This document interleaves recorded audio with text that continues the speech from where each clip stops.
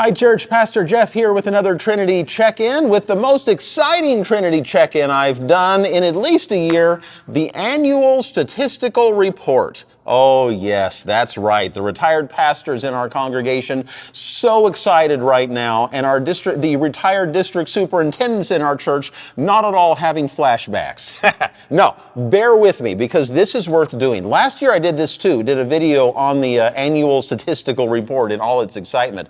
It kind of serves two purposes in my view. One is accountability. Make sure that the membership rolls are up to date, to make sure that the accounting matches and lines up as it should from year to year.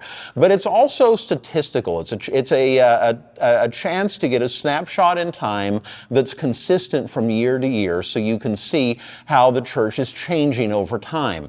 And most of the time it's kind of unremarkable, to be honest. But last year's was not, and that's why I did a video. And this year, even more than last. Let me share some of this with you. So, question number one on it is total professing members reported at close of year. Now, we have people who attend the church that aren't members, and that's wonderful. I'm glad all of you are here. But these are people who've made the commitment, gone that extra step to make the commitment to be members.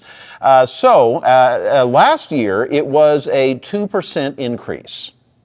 Okay, so that would be from 23 to 24 was a 2% increase, which is wonderful, and especially in a climate where churches of all stripes, including the evangelicals, by the way, are declining. To see a 2% increase is great. That's why I said it last year. You ready for this?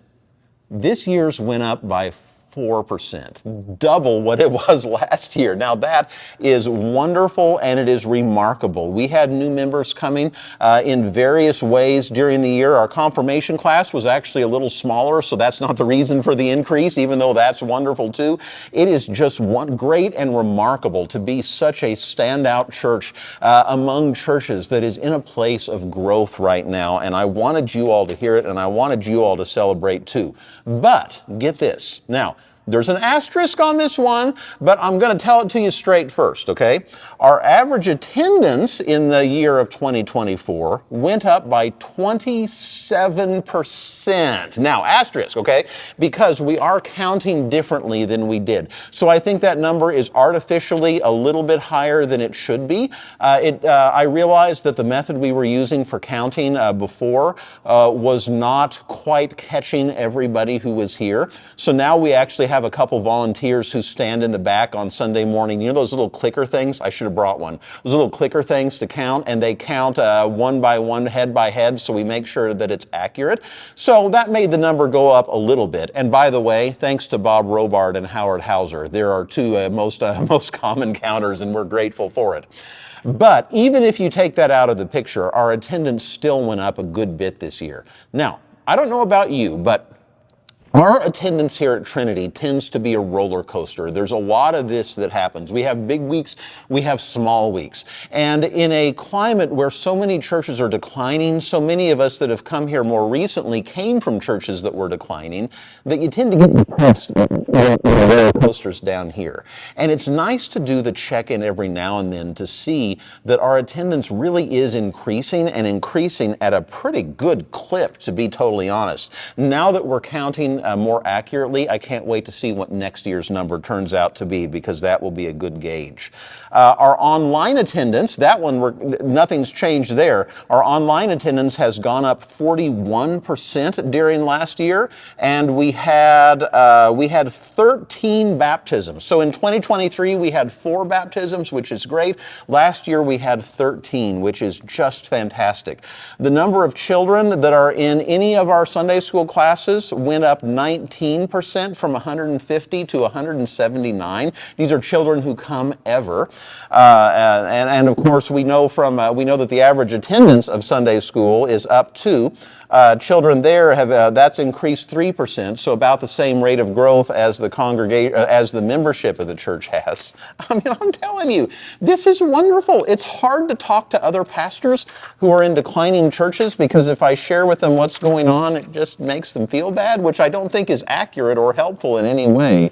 But I wanted you all to share in some of the joy and help celebrate what's going on here at Trinity. And of course, numbers are important. Numbers are how we track. But what it's really about is growth, about what's happening in here. And for all of these percent increases, what it represents are people whose lives are being changed, people who when they encounter trouble and crisis in their life, are finding help or finding solace here among us. And it is wonderful to see and wonderful to have in kind of a quantified place. Now, I want to say thank you for another reason, too, because we're also just wrapping up our year-end financials. Now, you may remember that toward the end of the year, I announced to the congregation that giving was down for the year, and in fact, it was a pattern we were seeing at other churches. I talked to other pastors here in Lincoln, in large churches and small churches both. Were seeing about the same percentage behind in their giving for the year. Now, I don't know how all those other churches came out, but I do know this. After saying that to you all, we ended up darn near zero, like level for the year of what we were expecting. So we came from a deficit going into the months of, what was it? It was about mid-November when I said that. So we came into that period at a pretty substantial deficit. Our finance committee was kind of worried about it, and we ended up darn near level for the year. That is incredible, and it shows how much you all care about our church and how much you're invested in it, not in terms of what you give, though that's a good kind of investment too. It shows how invested you are here in your hearts, and it is wonderful, wonderful, wonderful to see. Now, let's not forget our child cares, which are so fantastic also. I think it's easy to come to church here every Sunday and forget that hundreds of kids every single day come to the Village Garden Center and the 16th and A Center as well.